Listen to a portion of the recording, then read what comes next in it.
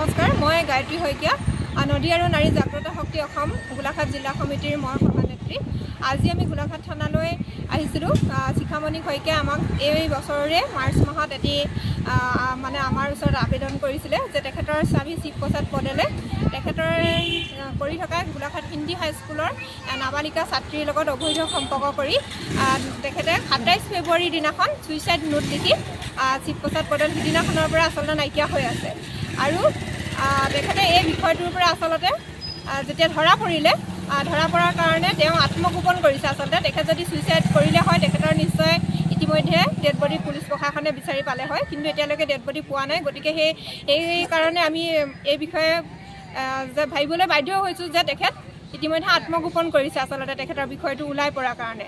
আৰু এই শিৱপ্ৰসাদ পদেলৰ লগত যিগৰাকী নাবালিকা ছাত্ৰীয়ে অবৈধ সম্পৰ্ক ৰাখিছিলে, সেই ছাত্ৰীগৰাকী এই মাহৰ মানে গৰম বন্ধ মাহত মাক দেউতাকৰ লগত বিহাৰলৈ গৈছিলে। বিহাৰৰ পৰা ঘূৰি আহোঁতে ট্ৰেইনৰ পৰা কোচবিহাৰ দেউতাকে কোৱাৰ মতে, ছোৱালীৰ দেউতাকে কোৱা মতে কোচবিহাৰ পাৰ হওঁতেই ছোৱালীজনী ট্ৰেইনৰ পৰা নাইকিয়া হৈছে বুলি আমাক জানিব দিছে।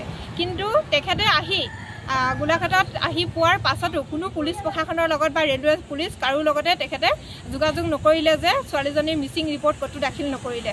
আৰু নকৰাৰ কাৰণে গোলাঘাট আৰক্ষীয়ে তেখেতক সোধপোছৰ কাৰণে আৰক্ষী থানালৈ আনিবলৈ ইতিমধ্যে বাধ্য হৈছে। ছোৱালীৰ দেউতাক ইতিমধ্যে গোলাঘাট আৰক্ষী থানাত আছে।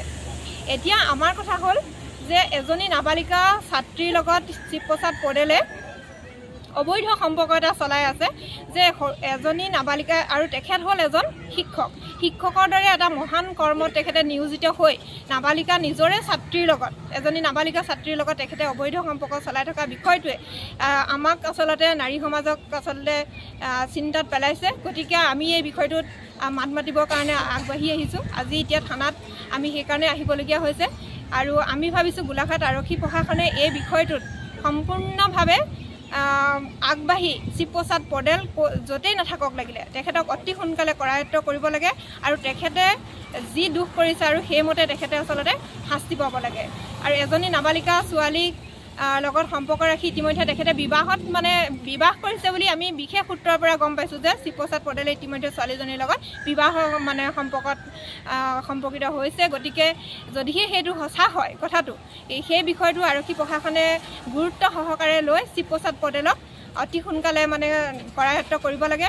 আৰু ছোৱালীজনী বয়স বঢ়াবৰ বাবে আমি গম পাইছোঁ যে ছোৱালীজনী বয়স বঢ়াবৰ বাবে গোলাঘাট টাউন হিন্দী হাইস্কুলৰ তেখেতসকলৰ 2025 চনত ছোৱালীজনীয়ে মেট্ৰিক পৰীক্ষা দিছে। তাৰ আগতে 2022 চনত ছোৱালীজনীৰ বাৰ্থ চাৰ্টিফিকেটখন আকৌ নতুনকৈ বনাই 3খনমান বাৰ্থ চাৰ্টিফিকেট ইতিমধ্যে শিৱপ্ৰসাদ পদেলৰ ঘৰত তেখেতৰ পত্নীয়ে উদ্ধাৰ কৰিছে, যে বিভিন্ন তাৰিখত তেখেতৰ ছোৱালীজনীৰ কি কাৰণে শিৱপ্ৰসাদ পদেলৰ ঘৰত নাবালিকা ছাত্ৰীৰ ভাগৰ বাৰ্থ চাৰ্টিফিকেটখন কি কাৰণে উদ্ধাৰ কৰিলে পত্নী, সেই কথাটো অলপ ৰহস্যজনক হৈ আছে।